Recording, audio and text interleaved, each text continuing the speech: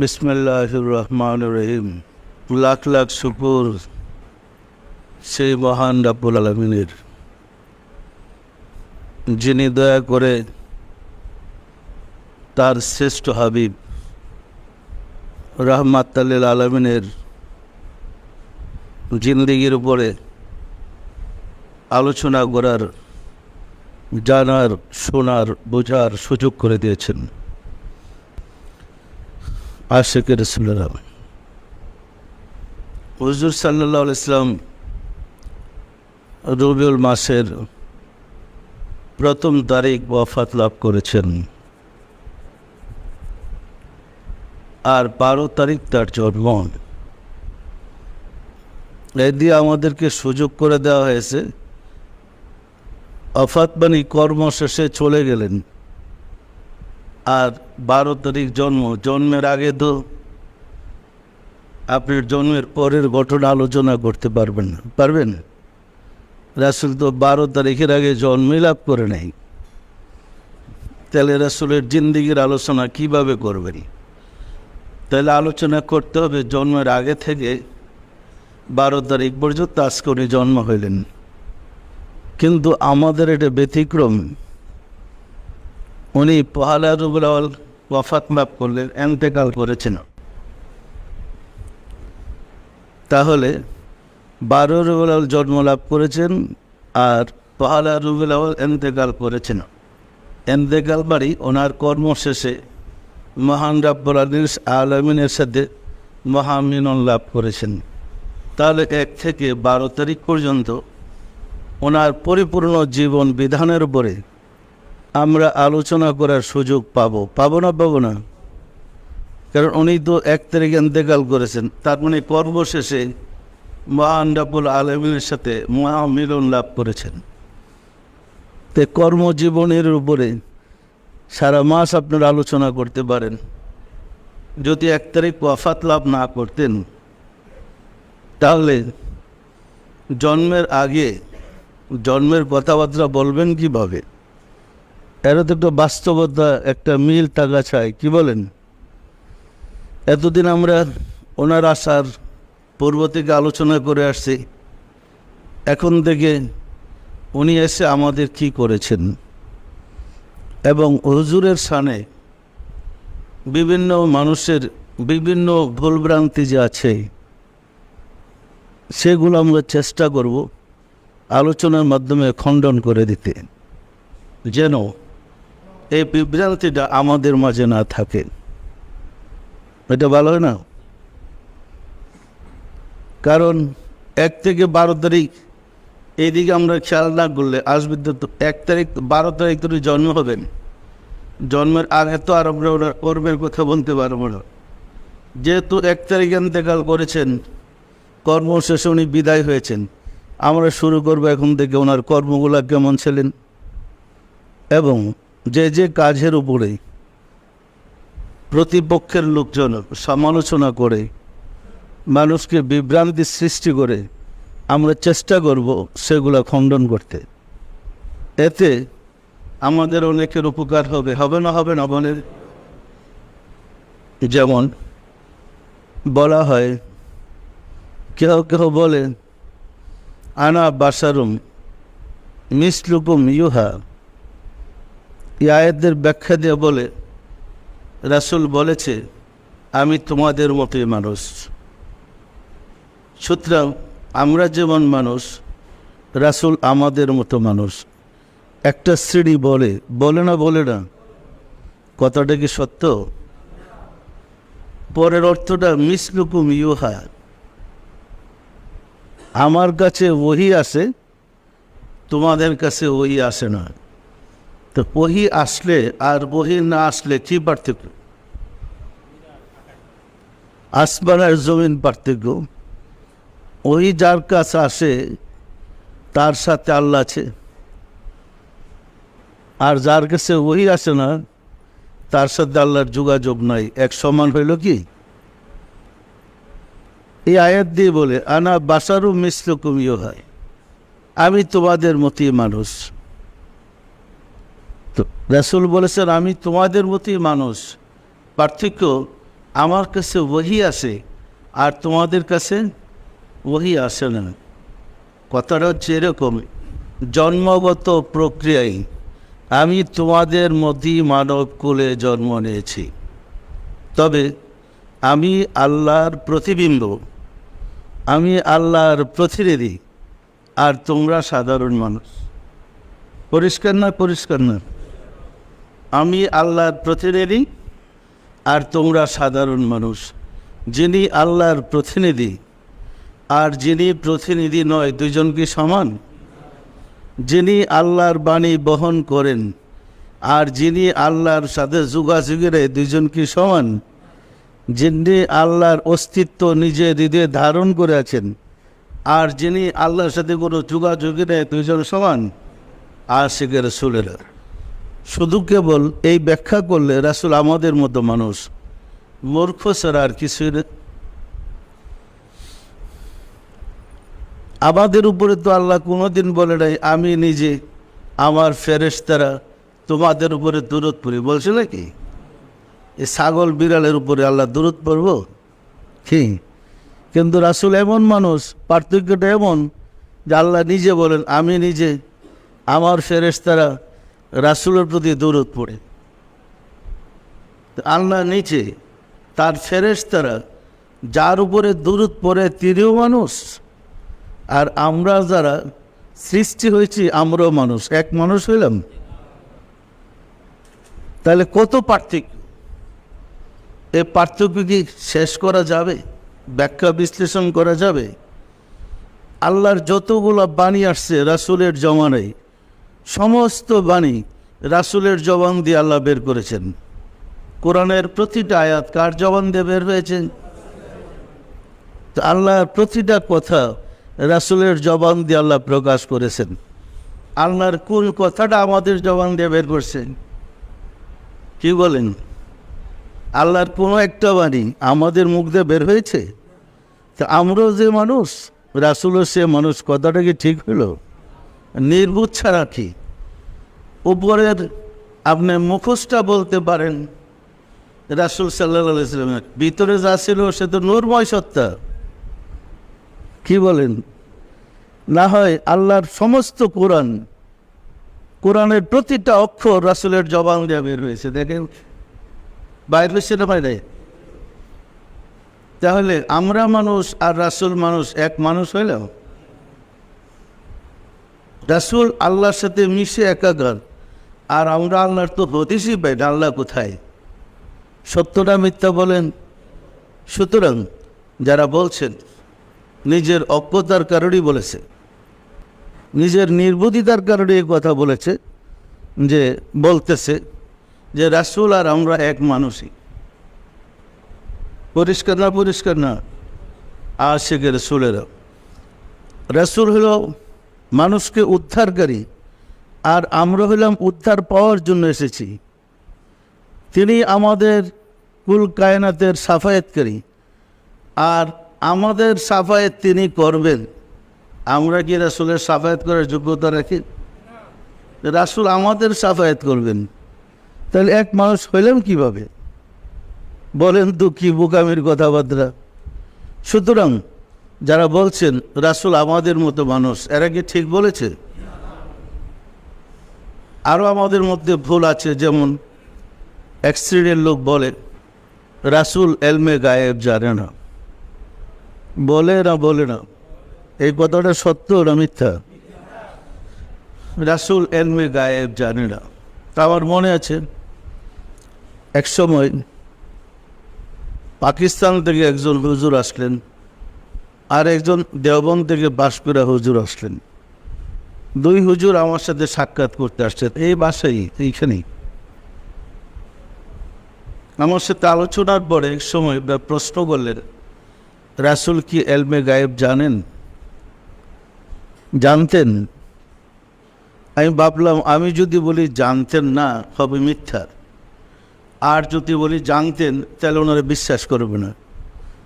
তো আমি জিজ্ঞাসা করলাম, তো বলেন তো এলমে গায়েব কাকে বলে? তো ওনারা বললেন এলমে গায়েব মানে অদৃশ্য বিদ্যা। আমি বললাম ভুল কথা বলেন কেন? আরবি হাজের শব্দের বিপরীত অর্থ হলো গায়েব। হাজের মানে প্রেজেন্ট, আর গায়েব মানে অ্যাবসেন্ট। সাথে সাথে স্বীকার করলো, হ্যাঁ ভুলে গেছি। এরপর আমি বললাম, বুখারী শরীফের হাদিস শরীফ আসছে,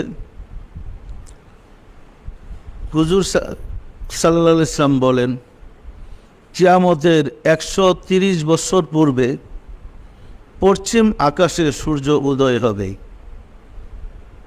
এখন তো পূর্ব আকাশে সূর্য উদয় হয়। 130 বছর আগে কিয়ামতের পশ্চিম আকাশে সূর্য উদয় হবে। উদয় হয়ে সূর্য আস্তে আস্তে আমাদের মাথা সোজা আসবে, আবার অস্ত যাবে, এরপরে আবার পূব দিক থেকে যথাক্রমে উঠতে থাকে। এটা কি সত্য? যে হ্যাঁ সত্য। তাহলে পশ্চিম আকাশে কি সূর্য উদয় হয়েছে? হয়েছে, কি বলেন? তা হবে, এটা কি সত্য? আসলে সত্য। কিয়ামতের 130 বছর আগে এটা উদয় হবে। এই কথাটা রাসূল আজ থেকে 1400 বছর আগে বলে গেছে। 1400 বছরের ভিতরে ঘটনা ঘটে নেই, কিন্তু কিয়ামতের আগে ঘটবে এই এলেমটা রাসূলের ছিল না ছিল না আপনারাই বলেন। না থাকলে বললো কেমন কি? এরপরে দাব্বাতুল আরদ ফেটে একটা প্রাণী বের হবে। মূসা আলাইহিস সালামের লাঠি আর সুলাইমান আলাইহিস সালামের আংটি দিয়ে সে মানুষকে চিহ্নিত করে যাবে। মূসার লাঠির স্পর্শে আর সুলাইমান আলাইহিস সালামের আংটির স্পর্শে জগতে যত মানুষ থাকবে, ওই মানুষগুলা দুই ভাগে বিভক্ত হয়ে যাবে। একদল হবে মুমিন, তাদের চেহারা রুশনি হয়ে যাবে। আরেক দল যারা কাফের, তার চেহারা কালো কুৎসিত হয়ে যাবে। এবং তাদের বগলে, যারা মুমিন তাদের বগলে গা হবে। দক্ষিণ দিক থেকে একটা বাতাস বইবে, বাতাসে তাদের বগলে গা হবে। এই গাতে সব মুমিন মারা যাবে, যারা থাকবে সব কাফেররা বেঁচে থাকবে। এটা কি সত্য? বুখারী শরীফের হাদিসে আসছে। এই ঘটনা কি ঘটেছে? এরপরে পূর্ব দিক থেকে আগুন বেরিয়ে আসবে। সকল মানুষ সামদিকের দিকে দৌড়াইতে থাকবে, সারা দুনিয়ায় অভাব সৃষ্টি হবে। আমি কিয়ামতের আলামতগুলো বলতেছি। সকল মানুষ মানে খিদার তাড়নে ছুটবে সাম দেশের দিকে। পূর্ব দিক থেকে একটা আগুন বেরিয়ে আসবে। যারা যাবে না, আগুন তাদেরকে ধাওয়া করতে করতে আপনার ওইখানে নিয়ে ছাড়বে সামদেশে। ওইখানে প্রচুর ফসল হবে, কারণ একজন মুমিন ওইখানে থাকবে না, সারা দুনিয়ার মানুষ ওইখানে জন্মবে। এর 40 বছর পরে কিয়ামত শুরু হবে। পরিষ্কার কথাগুলা হাদিস শরীফে বর্ণিত রয়েছে। আমি বললাম, এই ঘটনাগুলা কি ঘটেছে? আসলে ঘটে নাই। ঘটছে? ঘটবে যে বিশ্বাস করে, যে বিশ্বাসটা করলে তো ইমানই থাকবে না। এখন আপনারা বলেন, রাসূল কি এলবে গায়েব জানতেন? এই জ্ঞানটা রাসূলের ছিল না ছিল না? কি বলেন? এরা স্বীকার করলো যে হ্যাঁ ছিল। আপনারই বলেন রাসূল এলবে গায়েব জানতেন না জানতেন? গায়েব শব্দের অর্থ আমরা মনে করি অদৃশ্য। গায়েব অর্থ অদৃশ্য নয়, এটা ভুল ব্যাখ্যা। হাজির শব্দের বিপরীত গায়েব মানে অনুপস্থিত। ক্লাসের শিক্ষকটা রোল কল করলে প্রেজেন্ট অ্যাবসেন্ট বলে। যদি ছাত্র না থাকে অ্যাবসেন্ট, আর থাকে তাহলে প্রেজেন্ট। গায়েব বলে অ্যাবসেন্ট জ্ঞান কি? যে জ্ঞানটা আমার কাছে নাই, আমার কাছ থেকে অ্যাবসেন্ট। আমার কাছ থেকে যে কলমের জ্ঞানটা অনুপস্থিত, সেটা রাসূলের কাছে ছিল। ছিল না ছিল না? আমাদের কাছে কলমের জ্ঞান আছে। অন্তরের চক্ষু দিয়ে আমরা দেখি, অন্তরের কান দিয়ে শুনি, এরকম আমরা জানতে পারি।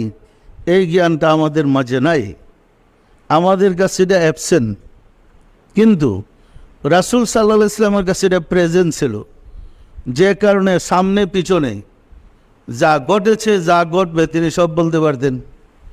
তা প্রমাণ করার জন্য জানে তো, আল্লাহ তো জানেন যে মুসলমানরা কি ফিতনা লাগাবে। আল্লাহ আবার কোরআনে পরিষ্কার ঘোষণা করেছেন, আলাম তারা, হে মুহাম্মদ সাল্লাল্লাহু আলাইহি সাল্লাম, আপনি কি দেখেন নাই রাসূল সাল্লাল্লাহু আলাইহি সাল্লামের যখন মায়ের উদরে ছিলেন, আব্রাহাম বাদশাহ যখন কাবাগর ধ্বংস করতে আসছে, তখন তো রাসূল জন্ম হন নাই। ওই সময়ের ঘটনা বলে আল্লাহ বলতেছে, আলাম তারা কাইফা আলা রাব্বুকা বিআসহাবিল ফিল। হে মুহাম্মদ সাল্লাল্লাহু আলাইহি সাল্লাম, আপনি কি দেখেন নাই আব্রাহাম বাদশাকে সদল বলে আমি কিভাবে ধ্বংস করে দিয়েছি? তখন তো রাসূলের জন্মই হয় নাই, তো দেখবেন কিভাবে? আল্লাহ প্রমাণ করতেছিলেন, তখন তো আপনি উপস্থিত ছিলেন। আপনার জাহের বাদেন তো এক, পরিষ্কার না? পরিষ্কার না? এখন বলেন রাসূল কি গায়েব জানতেন? জানতেন না? জানতেন না? তো যারা বলেন তারা কি গায়েব জানে?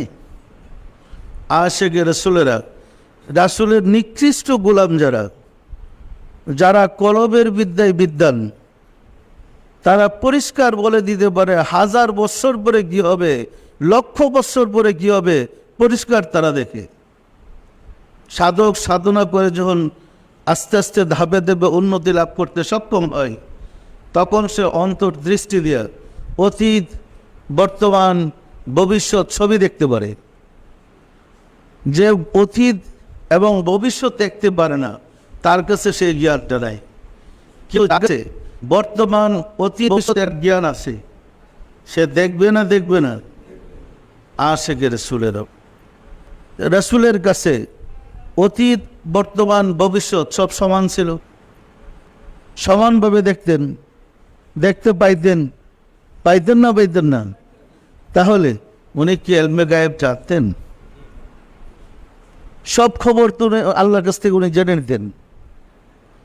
রাসূল তো অনেক উপরের, রাসূলের গোলামের গোলাম যারা, এমন অনেক লোক আছে, কখন কি ঘটবে ঠাস ঠাস বলে দিবে। আমার মনে আছে, তখন তো আমি পীর মুরিদি বিশ্বাস করি না, ওলি আল্লাহদেরকে বিশ্বাস করি। আমি এক হুজুরের দরবার শরীফে যেতাম, শ্যামন্তগড়ের পিসাব, উনি আবদাল শ্রেণীর ওলি আল্লাহ ছিলেন, ওনার দরবারে যেতাম। স্বাধীনতা যুদ্ধের সম্ভবত 1 বছর আগে, 1 বছর আগে, তখন আমি মাদ্রাসায় পড়াশোনা করি।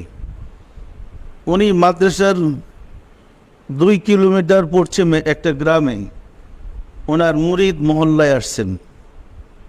হুজুর এসে আমার কাছে খবর পাঠাইছেন আমি ওনার সাথে সাক্ষাৎ করার জন্যে, কারণ আমাকে খুব ভালোবাসতেন। আমি গেলাম ওনার বাড়িতে। উনি যে বাড়িতে আসছেন, তো হুজুর মানুষকে খুব গালিগালাজ করতেন, খুব গরম তবিয়তের ছিলেন, পুরা মাজ্জবিয়াতের হালের ছিলেন, মানুষকে বকাবাজি করতেন, মারধর করতেন। আমি গেছি পরে আমাকে সাথে দিয়ে খেতে বসছেন, 2 জন পাশাপাশি খেতে বসছে। খাওয়ার মাঝামাঝি শেষ হয় নাই, এমন সময় ওনার চেহারা মুবারক লাল হয়ে গেল, প্লেটটা ধাক্কা দিয়ে সরাই দিলেন। সরাই দিয়া বললেন, যা আল খিজিরু আল আন। এর বাংলা অর্থ হইল, খিজির আলাইসাল্লাম এই মাত্র আসছেন। যা আল খিজিরু আল আন বলার সাথে সাথে চেহারা মুবারক একদম লাল হয়ে গেছে। উনি ওই খাবার প্লেট থেকে হাত উঠে ফেললেন, বসা থেকে উঠে দাঁড়িয়ে গেলেন। আমি তো বসে ব্যাগ দেয়, আমি তো খেতেছি। এখন উনি এনে ওইটা দাঁড়িয়ে গেছেন অন্য ভাব, আমার তো আর সেই ভাব নাই। আমার তো উনি ওই এলমে গায়েব তো আমি জানি না, উনি এনে খবর হইতেছে কি দাঁড়িয়ে গেছেন। তা আমি তাড়াতাড়ি করে খাবার শেষ করলাম। তো উনি একটু কতক্ষণ চোখ টোক লাল অন্য ভাব ধরে রইলেন। আমি খাওয়া শেষ করলাম, আস্তে আস্তে উনি শান্ত হইলেন। হওয়ার পরে আবার বসলেন, বসে আমাকে বললেন, খিজির আলাইহিস সালাম এসে 2টা সংবাদ দিয়ে গেলেন। একটা সংবাদ হলো, তখন ছিল আশ্বিন মাস। আশ্বিন মাসে সাধারণত আমাদের দেশের বর্ষা শেষ হয়ে যায়, আশ্বিন কার্তিক না, বর্ষার পানি নেমে যায়, তখন পানি শুকিয়ে যেতেছিল। বললেন, খিজির আলাইহিস সালাম বলে গেছেন 2 হাত পানি বাড়বে। আর বলছেন ঢাকা থেকে একটা আগুন লাগবে, এই আগুনে সারা দেশ জ্বালিয়ে দেবে, শহরের মানুষ রাস্তাঘাট খুঁজে পাবে না, এরকম গ্রামে দৌড়াইতে থাকবে। আর অনেক মেয়ে ছেলে ক্ষেতের আইল দিয়ে যে যাবে, রাস্তার মধ্যে ক্ষেতের আইলের মধ্যে তাদের বাচ্চা হয়ে যাবে, ডেলিভারি হয়ে যাবে। তো হুজুরের কথাটা আমার কাছে সব অবাস্তব মনে হইতেছিল, আমার কাছে একদম আশ্চর্য লাগতেছিল। এবারে কি বলতেছে এগুলো বলে দিয়ে হাসা, বলে কি বিশ্বাস হয় না? তো দেখেন কি হয়। সত্যি সত্যি দেখলাম যে 2-3 দিন যাইতে না যেতে 2 হাত পানি বাড়ছে। বলছিল 2 হাত পানি বাড়বে। তো এই এলেমটা তো আমার ছিল না, কিন্তু এই হুজুরের তো ছিল। কি না হয় পানি বাড়বে বললেন কিভাবে? এরপরে বললেন যে ঢাকা থেকে একটা আগুন লাগবে, সে আগুন গ্রামে গঞ্জে চতুর্দিকে ছড়াই পড়বে, যে অনেক মহিলারা ক্ষেতের আইল দিয়া মানে গ্রামে হাঁটতে যাবে, মানে পালাইতে থাকবে, তখন রাস্তার মধ্যে তাদের বাচ্চা হয়ে যাবে। স্বাধীনতা যুদ্ধের সময় কি এরকম হয় নাই? আগুনটা কি ঢাকা থেকে লাগে নাই? গ্রামে গঞ্জে সর্বত্র ছড়াই পড়ে নাই? উনি ওই কথাটাই বলছিলেন। এর 1 বছর পরে যা যা বলেছে সবই তো প্রতিফলিত হয়েছে। তো উনি তো ছিল রাসূলের একজন নায়েব, একজন ওলি আল্লাহ মাত্র। তো একজন ওলি আল্লাহ যদি বলতে পারে সামনে কি হবে, তো রাসূল কি বলতে পারে না পারে না? তো যাদের কাছে এই এলেমটা নাই, মানে যারা শুধু কিতাবের এলেম নিয়ে আছে, এরা তো কিতাবের বাইরে একটা পাওয়া ফেলাই ধরবো না কি? কিন্তু যারা কলবের বিদ্যায় বিদ্যান, তারা কি এলমে গায়েব জানে না জানে না? সম্মানিত আশিকের রাসূলেরা, আমরা তো নিজের জ্ঞান দিয়ে রাসূলকে বিচার করি, ফলে আমাদের বিচার ঠিক হয় না। আমরা যে যতটুকু জানি মনে করি রাসূল আমাদের মধ্যে ছিলেন, কথাটা কিন্তু ঠিক না। তিনি ছিলেন, আমরা তো কিতাব পড়েছি, একটা সীমিত জ্ঞান অর্জন করেছি। তিনি তো ছিলেন সমগ্র কিতাবের উৎস। তিনি তো কোনো আক্ষরিক বিদ্যা শিক্ষা করে নাই, তিনি কোনো অক্ষর চিনতেন না, কিন্তু সমস্ত জ্ঞানের উৎস ছিলেন তিনি। সমগ্র সৃষ্টি জগতের সব তথ্য তার মাঝে নিহিত ছিল। ছিল না? ছিল না? এই জিনিস সাধারণ মানুষ বুঝতে পারত না বিধায় তারা রাসূলের বিরোধিতা করেছে। আবু জেহেল, আবু লাহাব বুঝতে পারত না বিদায় বিরোধিতা করেছে। হুজুর যখন মেরাজ গেলেন, আসার পরে ওই প্রতিপক্ষরা প্রশ্ন করতে শুরু করলো, তুমি এক রাত্রে মক্কা থেকে মসজিদ আকসায় চলে গেছো, সম্ভব? এ তো 1 মাসের রাস্তা, 800 কিলোমিটার, এক রাত্রে কীভাবে যায়? আচ্ছা ঠিক আছে, তাহলে মুহাম্মদ তুমি বলো তো সাল্লাল্লাহু আলাইহি সাল্লাম, তো বাইতুল মুকাদ্দাসে মসজিদে আল আকসায় কয়টা দরজা কয়টা জানালা বলো তো? রাসূলকে প্রশ্ন করতেছে, ইন্টারভিউ নিতেছে। রাসূল তো লেখাপড়া জানে না। এখান থেকে উনি বলতে শুরু করলেন, কয়টা জানালা কয়টা দরজা? আচ্ছা, আপনি গিয়া গুজরাট দিকে আসলে বাইরে গেলে কয়টা জানালা কয়টা দরজা বলতে পারবেন? যেই প্রশ্ন করছে উনি এখান থেকেই দেখতেছে। ওনার দৃষ্টির সীমাবদ্ধতা নেই, অসীম দৃষ্টির অধিকারী। এখান থেকেই দেখতেছে বাইতুল মুকাদ্দাসে কয়টা জানালা কয়টা দরজা টাস টাস বলতেছে। হেরা বুক আসার্য যেতেছে প্রশ্নের জবাবগুলো ভাইয়া। 800 কিলোমিটার মাইল দূরে কি, কোথায়, কতটি দরজা জানালা উনি বলতেছিলেন কীভাবে? তাহলে আমরা যদি তাকে বিচার করতে চাই আমাদের জ্ঞান দ্বারা, এটা কি ঠিক হবে? আমাদের দৃষ্টিশক্তি তো ওয়ালের ওই বসার যাইতেছে না। উনি তো 800 কিলোমিটার দূরে সব দেখতেছিলেন, হাজার হাজার মাইল দূরে কোথায় গিয়ে তিনি সব দেখতেন। চোখ বন্ধ করে মোরাকাবা করে দেখতেন না, তাকেই দেখতেন। আশিকে রাসূলেরা, আল্লাহর যেমন দৃষ্টিশক্তি আছে, রাসূলের ওইরকম দৃষ্টিশক্তি আছে। তো আল্লাহর দৃষ্টিশক্তির সীমাবদ্ধতা নেই, তার হাবিবের দৃষ্টিশক্তির সীমাবদ্ধতা নেই। অসীম দৃষ্টি দিয়ে উনি দেখতেন। ফলে ওনার কাছে এলমে গায়েব বলতে কিছুই ছিল না। কিয়ামত কবে হবে? 10ই মুহররম সকাল 10টার সময় বনে ইসরায়েলের একটা লোক গাদারে পানি খাওয়াবে। তখন সে ইসরাফিল আলাইহিস সালাম প্রথম সিংহা ফুৎকার দিবেন। সিংহার আওয়াজ সর্বপ্রথম বনে ইসরায়েলের ওই লোকটা যে গাদাকে পানি পান করাবে সে প্রথম আওয়াজটা পাবে। বুখারী শরীফ খুলে দেখেন এই কথাবার্তা আছে। তাহলে কিয়ামত হয়ে গেছে? কিয়ামত হবে না হবে না? বিশ্বাস করেন না করেন না? তো রাসূল তো বলছেন 10ই মুহররম শুক্রবার দিন সকাল 10টায় সকাল 10টায় বনে ইসরায়েলের একটা লোক গাদাকে পানি পান করাবে। ইসরাফিল আলাইহিস সালাম সিংহা ফুৎকার দিবেন, প্রথম তার গলে সিংহা ফুতের আওয়াজ গিয়ে লাগবে। তাহলে উনি কি ইলমে গায়েব জানতেন না জানতেন না? তো যারা বুঝে না তারাই বলে রাসূল ইলমে গায়েব জানে। যারা রাসূল সম্বন্ধে কোনো ধারণা নাই, যারা কলবের জ্ঞান সম্বন্ধে ধারণা নাই, তারাই বলে ইলমে গায়েব জানতেন না। আসলে রাসূল ইলমে গায়েব জানতেন। জানতেন না জানতেন না?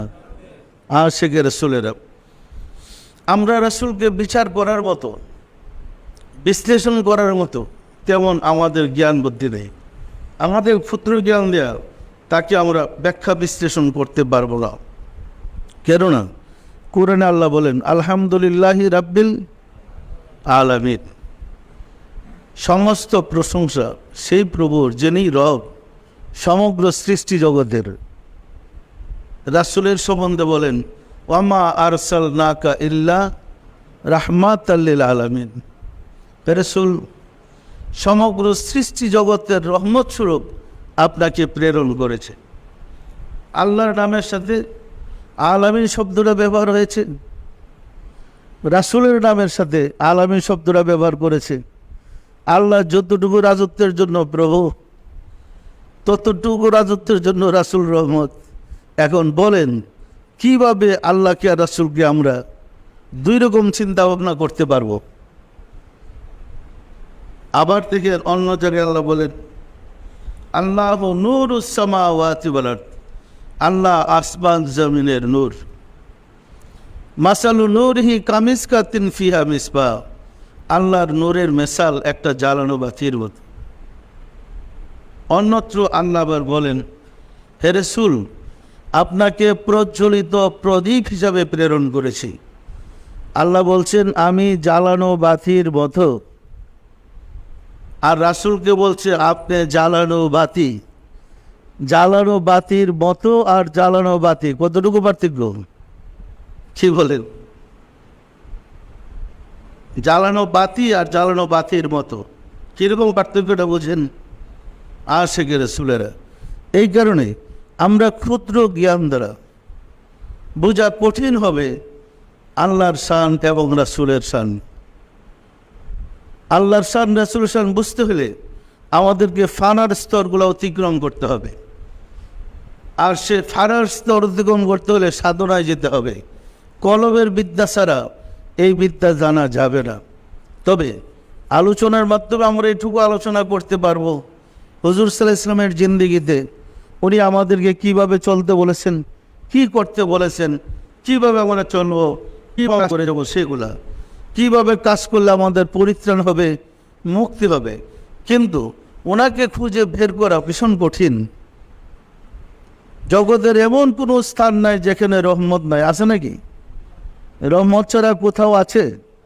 তো রহমত সমগ্র সৃষ্টি জগৎ রহমত হিসাবে রাসূলকে আল্লাহ আখ্যায়িত করেছেন। সুতরাং ওনার যে শান মর্যাদা কি আমরা অজ্ঞতার কারণে বুঝি না দেখেই উল্টা পাল্টা কথাবার্তা বলি ওনার শানে। আমাদের ওনাকে চিনতে হবে, জানতে হবে, বুঝতে হবে, উপলব্ধি করতে হবে। আশিকে রাসূলেরা আমরা যদি তাকে চিনতে পারি, জানতে পারি, বুঝতে পারি, তখনই বুঝবো তিনি কত উচ্চ পর্যায়ের, তিনি আমাদের জন্য কেমন ছিলেন। যেহেতু আমরা বুঝতে পারতেছি না, যেমন দেখেন সূর্য এবং চন্দ্র চন্দ্রের নিজস্ব আলো নেই, চন্দ্র সূর্যের আলো দ্বারা আলোকিত। সূর্যের আলো দিয়ে আপনি বাহিরে যান, তো জ্বালা পোড়ার ব্যাপার স্যাপার আছে কি? রৌদ্রের কারণে একটা জ্বালা পোড়ার ব্যাপার আছে। আর চন্দ্রের জ্যোৎস্নার মধ্যে রাত্রে বের হন, আছে কোনো জ্বালা পোড়া? বরং পরম একটা প্রশান্তি। তো রাসূলের নাম নিলেই দেখবেন হৃদয়ে ওইরকম একটা প্রশান্তি চলে আসে, যেমনটা জ্যোৎস্না রাত্রে আসে। পরিষ্কার না? পরিষ্কার না? তাই তো তিনি রাহমাতুল লিল আলামিন।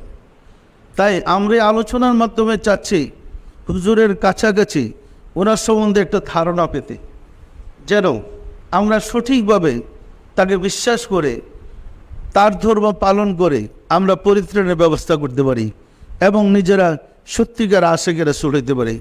আসুন রাব্বুল আলামিনের সাহায্য চাই, তিনি যেন দয়া করে আমাদের জন্য তার ধর্মটা সহজ করে দেন। আমিন। আউযু বিল্লাহি মিনাশ শাইতানির রাজিম। বিসমিল্লাহির রহমানির রহিম। আস্তাগফিরুল্লাহ রাব্বি মিন কুল্লি জামবিন ওয়া আতুবু ইলাইহি। আয় আল্লাহ, জীবনভর নফসের খাহেশে, শয়তানের ফেরেবে যত প্রকার গুনাহ করিয়াছি, সমস্ত গুনাহ হইতে তোমার নিকট তওবা করিতেছি। আয় আল্লাহ, দয়া করিয়া আমার তওবা কবুল করো, আমার গুনাহ মাফ করো। লা ইলাহা ইল্লাল্লাহু মুহাম্মাদুর রাসূলুল্লাহ। সবাই দিলের হাত উঠে বলেন আল্লাহুম্মা আমিন। ওগো দয়াল মাওলা, দয়াল খুদা, কদম কঙ্গাল বিকুগরা, আজ পবিত্র দিনে আশিকে রাসূল মাহফিলে দীর্ঘক্ষণ আলাপ আলোচনা করে আসলাম। তোমার প্যারা হাবিবের সারে দুরুদ আর সালাম মিলা শুরু করলাম। সবশেষে তওবা করে তোমার শাহী দরবারে জোরহাত করে মাপ চাই। জীবনে যত ভুল বেয়াদবি করেছি, দয়া করে মাফ করে দাও। আমাদের ইবাদত সমূহ কবুল করে নাও, এর ফজিলত পৌঁছে দাও তাজদারে মদিনা সরকার দু আলম হযরত মুহাম্মদ মুস্তাফা আহমদ মুস্তাফা সাল্লাল্লাহু আলাইহি ওয়াসাল্লামের হুজুরে সওয়াব নজর বসাও। রাসূল পাক সাল্লাল্লাহু আলাইহি ওয়াসাল্লামের সম্মানিত পিতামাতা, দাদা দাদি, নানা নানি, আল আওলাদ, আসাব, আজওয়াজ মুতাহিরিন, আহলে বাইতিন, খুলাফায়ে রাশিদিনদের রূহ পাকের হুজুরে সব নজর বসাও। খাতুনে জান্নাত মা ফাতেমা রাদিয়াল্লাহু তাআলা আনহা, সাইয়েদনা হযরত ইমাম হাসান, সাইয়েদনা হযরত ইমাম হুসাইন রাদিয়াল্লাহু তাআলা আনহুমা, যাহারা দিন ইসলামের জন্য কারবালার প্রান্তরে শাহাদাত বরণ করে গেল রে মাওলা, দয়া করে তাদের পাকের হুজুরে সওয়াব নজর বসাও। বাবা আদম আলাইহিস সালাতু ওয়াসসালাম হইতে রাসূল সাল্লাল্লাহু আলাইহি ওয়াসাল্লাম পর্যন্ত যত আম্বিয়া আলাইহিস সালাতু ওয়াসসালাম দারুল বাকায় তাশরিফ নিয়েছেন, তাদের পাকের হুজুরে সওয়াব নজর বসাও। সওয়াব নজর বসার মাওলা আমার মুর্শিদ পিরানে পীর দস্তগীর সুলতানুল মাশায়েখ সুলতান ইয়া মুজাদ্দাদ ইয়া তুরিকার ইমাম শাহ চন্দ্রপুরের রহমাতুল্লাহ হুজুরে, তার সহধর্মণি হযরত বড় মা রহমাতুল্লাহ হুজুরে সব নজর বসরে মাওলা হযরত খাজা বাহাউদ্দিন নকশবন্দ রহমাতুল্লাহ, মুজাদ্দিদ আল ফিসানি রহমাতুল্লাহ, খাজা মাইনুদ্দিন চিশতি রহমাতুল্লাহ, বরব্বির আব্দুল কাদের জিলানী রহমতুল্লাহ, তাদের তরিকার সিলসিলায় যত পীর ওলি গাউস কুতুব, তামাম পৃথিবীর মোমেন মোমেনাত যে যেখানে ইন্তেকাল করেছে রে মাওলা, দয়া করে তাদের আরওয়াহ পাকের হুজুরে সব নজর বসাও, সব নজর বসে মাওলা। আমরা ভিক্ষুকরা যারা তোমার শাহী দরবারে হাত উঠেলাম, আমাদের আপন আপন গর্ব ধরণী মা জননী, জন্মদাতা পিতার মহাবদর স্ত্রী, শ্রদ্ধেয় শ্বশুর শাশুড়ি, দাদা দাদি নানা নানি খালু খালা, ছেলে মেয়ে খেসাকরাবা যে যেখানে ইন্তেকাল করেছে রে মাওলা, দয়া করে তাদের আরওয়াহ পাকের হুজুরে সব নজর বসাও। আর যারা জগতের বুকে বেঁচে আছে তাদের প্রতি রহমত নাজিল করো মাওলা গো। ঘরে ঘরে আশিকের রসুল বানিয়ে দাও, আশিকের রসুলদের বিপদ আপদ পালা মুসিবত দূর করে দাও মাওলা গো। ঈদে মিলাদুন নবী স্বর্গীয়ভাবে উদযাপন করার সুযোগ করে দাও, আমাদের মোনাজাত কবুল করে দাও। আমিন। বাহাগ লা ইলাহা ইল্লাল্লাহ মুহাম্মদ রাসূলুল্লাহ।